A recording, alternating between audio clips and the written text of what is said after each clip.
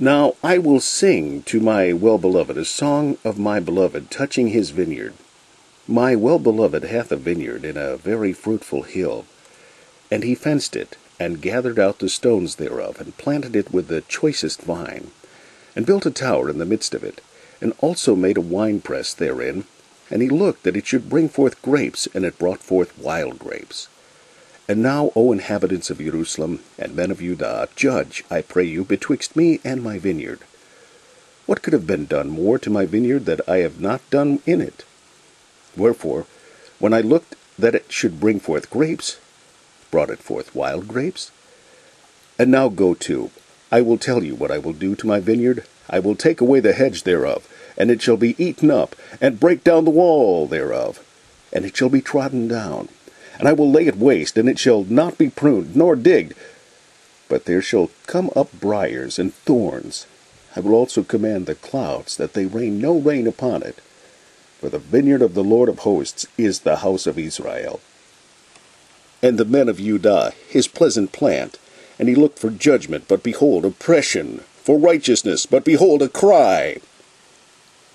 Woe unto them that join house to house, and lay field, that lay field to field, till there be no place, that they may be placed alone in the midst of the earth. In mine ears, said the Lord of hosts, of a truth, many houses shall be desolate, even great and fair, without inhabitant. Yea, 10 acres of vineyard shall yield 1 bath, and the seed of an omer shall yield an ephah. Woe unto them that rise up early in the morning, that they may follow strong drink, that continue until night, till wine inflame them, and the harp, and the viol, the tabret, the pipe, and wine are in their feasts, but they regard not the work of the Lord, neither consider the operation of his hands. Therefore my people are gone into captivity, because they have no knowledge, and their honorable men are famished, and their multitude dried up with thirst. Therefore hell hath enlarged herself, and opened her mouth without measure, and their glory, and their multitude, and their pomp, and he that rejoiceth shall descend into it. And the mean man shall be brought down, and the mighty man shall be humbled, and the eyes of the lofty shall be humbled.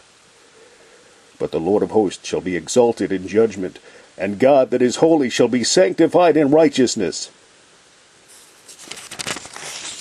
Then shall the lambs feed after their manner, and the waste places of the fat ones shall strangers eat.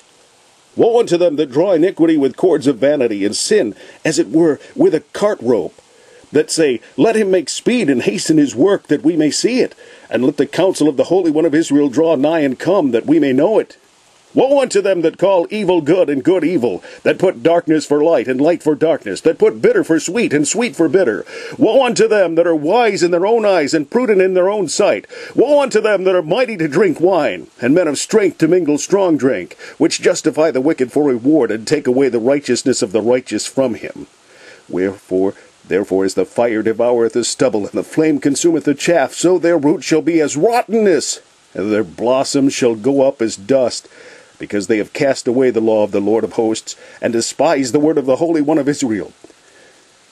Therefore is the anger of the Lord kindled against his people, and he hath strengthened forth his hand against them, and hath smitten them.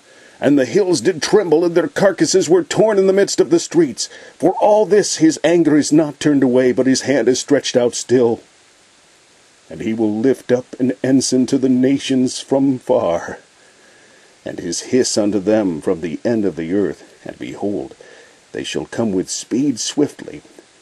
None shall be weary, nor stumble among them. None shall slumber nor sleep. Neither shall the girdle of their loins be loosed, nor the latchets of their shoes be broken, whose arrows are sharp, and all their bows bent. Their horses' hoofs shall be counted like flint, and their wheels like a whirlwind. Their roaring shall be like a lion. They shall roar like young lions. Yea, they shall roar and lay hold of the prey, and shall carry it away safe, and none shall deliver it.